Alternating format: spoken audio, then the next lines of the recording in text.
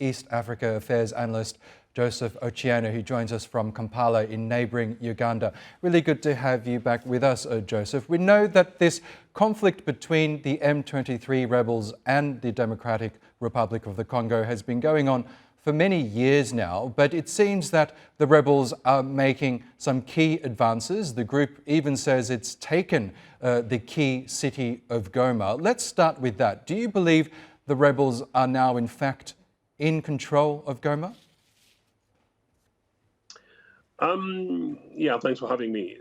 They're almost certainly in control, but if they're not, then they are substantially, comfortable and confident enough to say they are. So therefore, their presence within Goma cannot be dismissed. In fact, observers seem to suggest that, including eyewitnesses. The issue is the fact that the Congolese authorities, for obvious reasons, ought to, and are giving confidence to their sides that they still have Goma in their hands. And the important point here is, if you do not give that, of course, you kill morale one way or the other. And then, of course, on the other hand, then you send citizens running, unfortunately, already in disarray, as it has been the case in a long time. But that said, this has happened before, and they're able to be repelled. You can remember what happened in 2012 or thereabouts. But I think much more significant today is almost the fact that Rwanda is now almost certainly directly involved. In fact, I saw a statement issued by President Kagame not so long ago that is substantially nuanced, but quite clearly states that they are parties to this conflict in a much more direct way. And if they are, if you consider the distance between Goma and Kigali and the distance between Goma and Kinshasa, the position is that at the moment seems to be the case that rebels do seem to have the upper hand. Of course, what is not being talked about is what we've always not talked about sufficiently, and that is the plight of the ordinary Congolese civilians, particularly women and children, that have suffered in this sub-region for a very long time, but also the fact that Congo, as a nation state, has had its territorial integrity and sovereignty breached really since the killing of its prime minister, first prime minister, Patrice Lumumba, nearly 60 years ago. So it's a shame we're still here.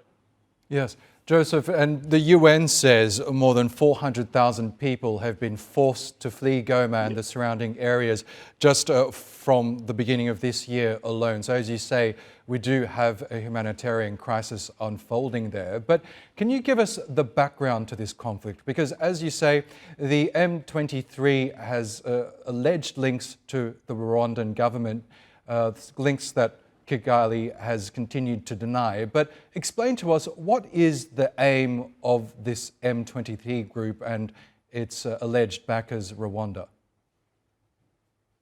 The link between M23 and Rwanda is not in doubt. It's a matter of fact. And the link between M23 and Uganda not in doubt. They are facts. I think all that the Rwandese authorities, the Rwandan authorities, as they call themselves, try to do is to put context and to justify the link, and that is that M23 rebels, in this case, people of Rwandese Tutsi, or indeed Tutsi identity, who are in Congo, who, in their opinion, they're being marginalized, and they've been marginalized and targeted by Congolese authorities, and Kagame, being the heart of an established Tutsi nation state in Rwanda, see these guys as their kith and kin, and almost like obligated to support them. But of course, we know that this really happened and started from the time of the genocide in Rwanda in the early 1990s, when the majority of the rebels, the majority of the Rwandese Tutsi Hutu refugees who crossed the border into Rwanda, and Rwanda obviously claims that the Hutu majority Rwanda responsible for genocide. Of course, that is a matter for another day. Quite clearly, in that sub-region, we have a predominantly Hutu refugees in Congo who Kagame claims seeking to overthrow their government, and they're being backed by Congo. And Banyarwanda in Tutsi in Congo, who quite clearly also want to establish a Tutsi state, in the very least within Eastern Congo. But if not, they tried in the 90s almost to seek and control the whole of the Republic of DRC, with the support and apparent support of both Uganda and Rwanda, almost building a hegemonic narrative, which is very unfortunate, very open.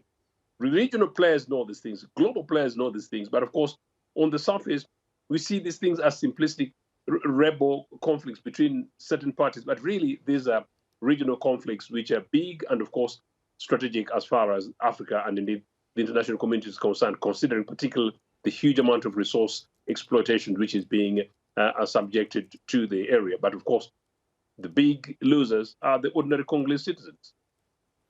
Okay, Joseph Ochieno, we'll leave it there for now. Thank you so much, as always, for joining us on the program.